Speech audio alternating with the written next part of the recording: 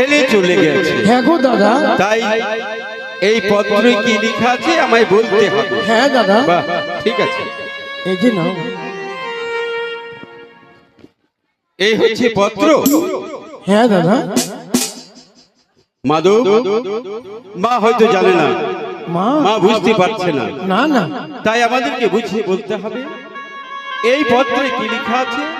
এটা পত্র নয়, তবে কি দাদা? বেহুলার শ্বশুর ঠাকুর অগ্নিপানের শাড়ি দিয়েছিল বিয়ের সময়, সেই অগ্নিপানের শাড়ির আঁচল কেটে রক্তের সাহায্যে লিখে পাঠিয়েছে। এ হচ্ছে অমঙ্গলের ধ্বনি, অমঙ্গলের কথা। তাই মাকে আমি কি করে বলবো, মাকে আমি কি করে শোনাবো এই পত্রের কথা। এই পত্রের রক্তের সাহায্যে লেখা আছে ভাই, তবে মাকে তো বলতে হবে, না বললে মা যে ধৈর্য ধরে থাকতে পারবে না। তোরা দুই ভাই আজ কি কথা বলছিস? আমার যেন মনটা ভেঙে গেছে রে। ওই পত্রটা পাঠ করে শ্রবণ করা। আমি বলেছিলাম ওই বিবাদিয়ার ঘরে আমাদের বোনের বিয়ে দেব না। তাই পিতা কি করেছে, আমাদের কথা মান্য করে ওই বিবাদিয়ার ঘরে বিয়ে দিয়েছে। তাই বেহুলায় আমাদেরকে পত্র পাঠিয়েছে। মাগো সব বলবো, এই পত্রে যা লেখা আছে। সন্ধ্যা রাত্রে হলো বিয়ে, গেল বাসর ঘরে। যাদব নিশির শেষে পদ্মার কালীন আগে তার পতিকে দংশন করেছে। ওরে যাদব মাধব, ওরে কিস নাহলে ওরে যাদব মা কি শোনালে ওরে মাধব কি শোনালে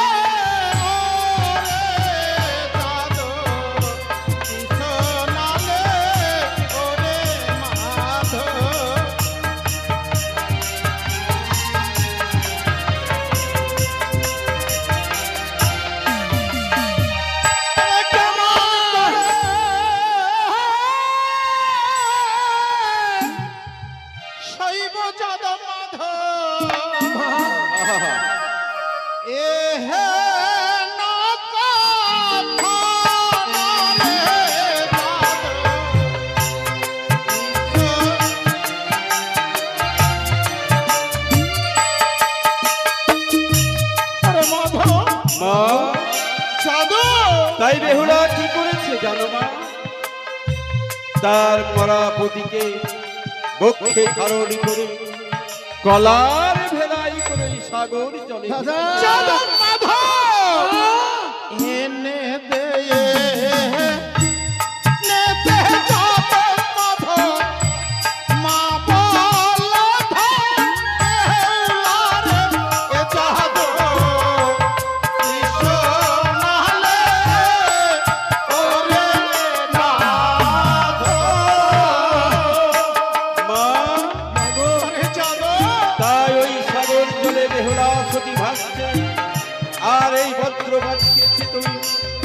তুমি আর বিলম্ব না করে তুমি বলেছিলে মেলানের ভার সাজিয়ে দেব, জামতা সহ আমার গৃহে নিয়ে আসবি।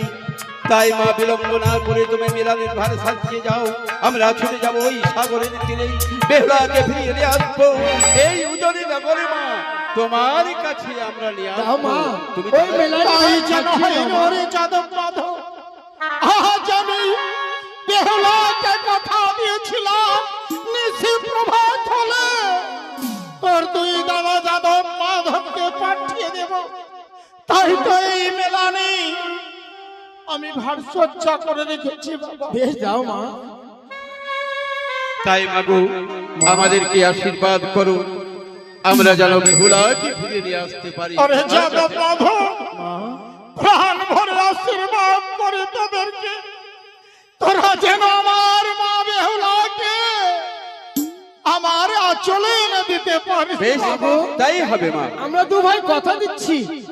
সে আপনা হ্যালো মেয়েকে এনে দেবো আশীর্বাদ করো মা। আশীর্বাদ করি পুত্র।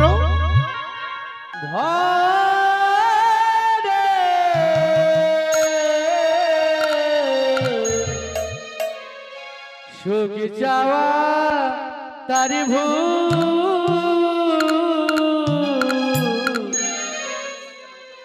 কেন স্বামী ভালো দেশে কালে জীবনটা যার ব্যথায়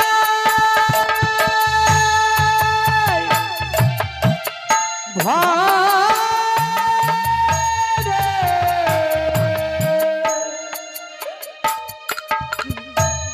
সুখ চাওয়া তার ভুল কেন স্বামী ভালো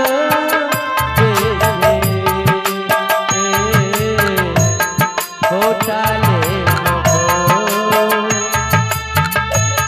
কেন স্বামী ভালো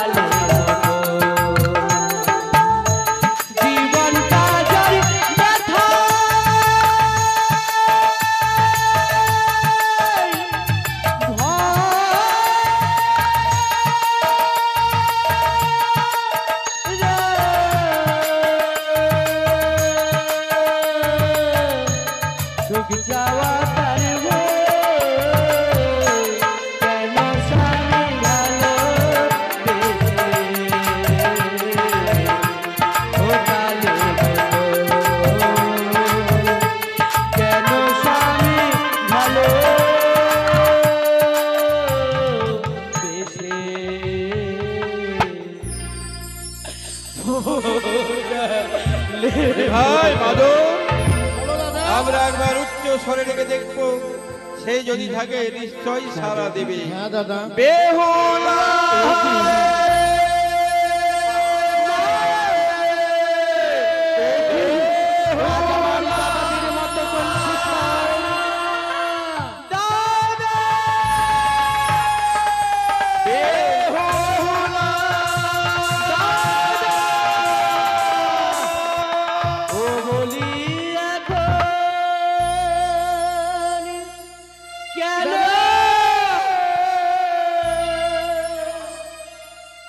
কাঁদিছ দাদা গো, ঘরে নদী কূলে বলি এখন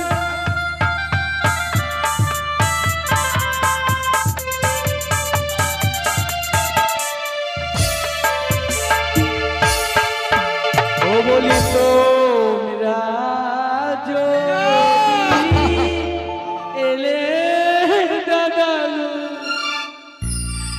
আর বলি তোমরা যদি এলে দাদা গো, মা কেন এলো না?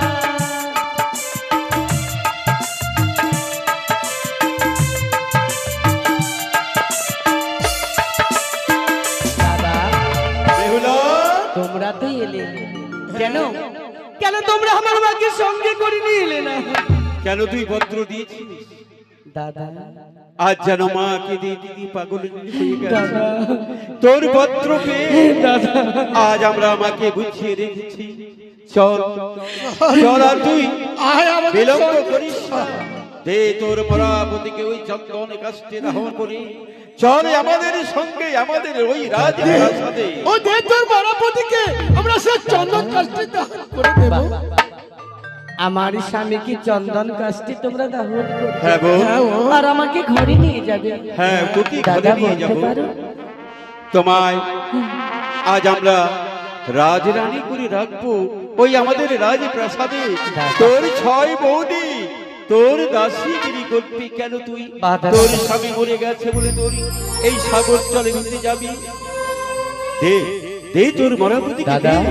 আজকে একটি কথা বলো, তোমরা বলতে পারো যেই রাজ্যে রাজা থাকে না সেই রাজ্যে কোনোদিন নারী শোভা পায়? বাহ, বেহুলা পারি না। কালকে তোর বিয়ে হয়েছে, আজকে তুই হঠাৎ স্বামীর কি গুণাগুণ সবে বুঝে নিয়েছি। শোনবো, যে মানুষ মরে যায় সে কোনোদিনে আর পৃথিবীতে ফিরে আসে না। তুই ভুল করিস না। দাদা কে বলেছে? একটিবার তোমরা ভেবে দেখো, ওই সতী সাবিত্রীর কথা। তার স্বামীকে জমির দুয়ার থেকে পুনরায় ফিরিয়ে এনেছে। আমি কেন আমার স্বামীকে ওই দেবতার নগর থেকে ফিরিয়ে আনতে পারবো না? ও, তাদের যে বংশী জন্ম তারা সবকিছুই করতে পারে, তুই পারবি না। দাদা পারবো না। চল আমাদের যাবো। সঙ্গে ঘরে ফিরে। আমি তোমাদের সঙ্গে যাবো দাদা। তবে চলো তোমরা যখন আমায় ডাকতে এসেছো, হ্যাঁ আমি না গিয়ে থাকতে পারি, কিন্তু জানো দাদা, বলো। ও বলিও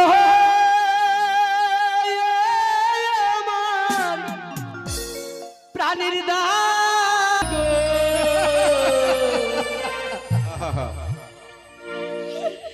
এনে দাও মোর প্রাণে স্বামী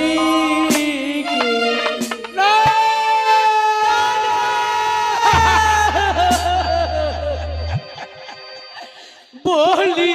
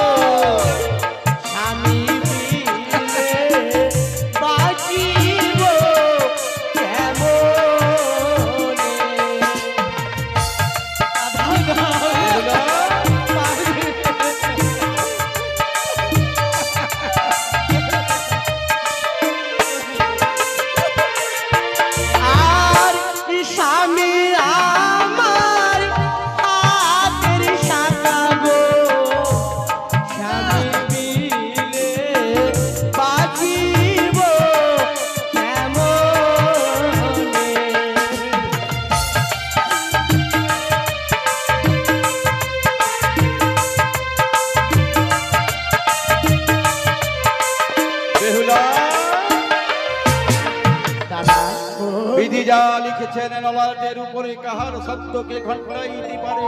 দাদা তাই এ হচ্ছে তোর বিধির লিখন, কেউ ঘটাতে পারবে না বৌ। তবে তুই যখন আমাদের সঙ্গে যাবি না, পারবে না। তোর স্বামীকে নিয়ে যখন তুই ভেসেছিস এই সাগর চলে, আর আমরা তোকে বাধা দেব না। তুই সমস্ত স্বামীর গুণাগুণ আজ বুঝে ফেলেছিস, তাই আমরা একটি কথা বলবো। বলো দাদা। আমাদের বড় আশা ছিল রে বোন, হ্যাঁ বোন, কি বড় আশা। আমাদের ভগ্নিপতিকে নিয়ে তোকে সঙ্গী করে নিয়ে যেতাম আমাদের ওই রাজপ্রাসাদে। দাদা তাই প্রত্যেক বৎসরে যে তুই আমাদের কপালে চন্দনের ফোঁটা তুলে দিতিস, সেই আশায় আমাদের ব্যর্থ হয়ে গেল রে বোন। আর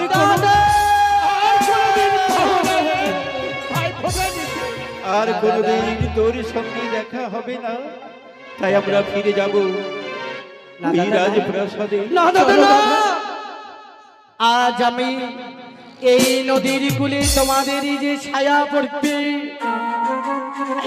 ওই ছায়া দিয়ে ধরি আমি তাদের কপালে ফোঁটা দিয়ে আমি তোমাদেরই আশা পূর্ণ করবো দাদা। তাই করো। বাহ, তোর আজ আশা তোমরা পূর্ণ হোক। নদীর কূলে দাঁড়িয়ে থাকো।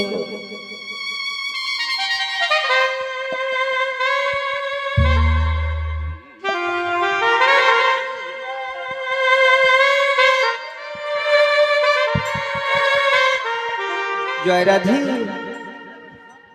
হরি বল হরি বল। চর্চা করি বসো এর কপালে, হরি বল হরি বল। ও গো দিলাম ফোঁটা, আর কি আমি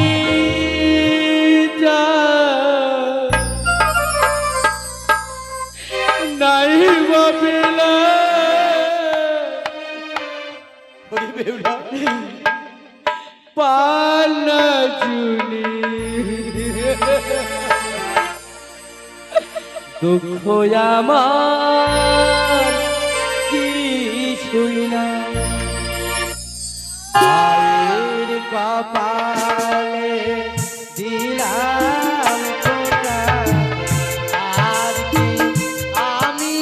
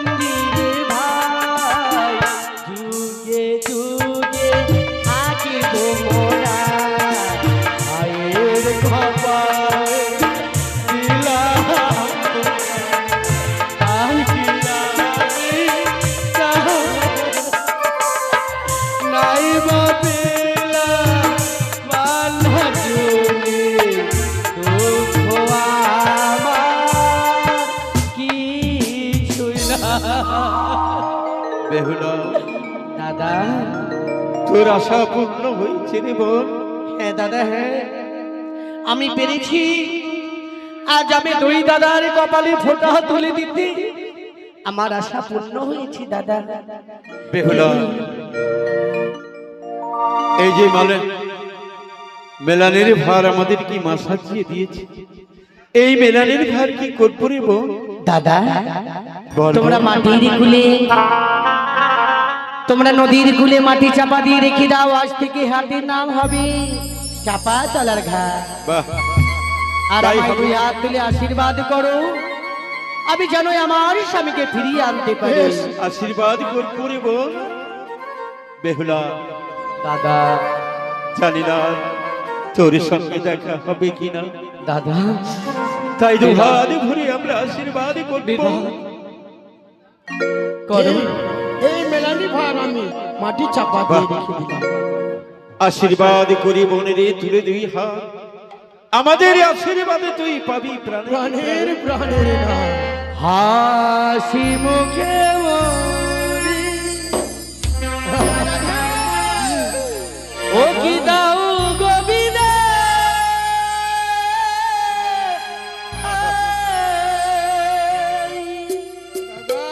ও গো আবার আসিব ফিরিয়া।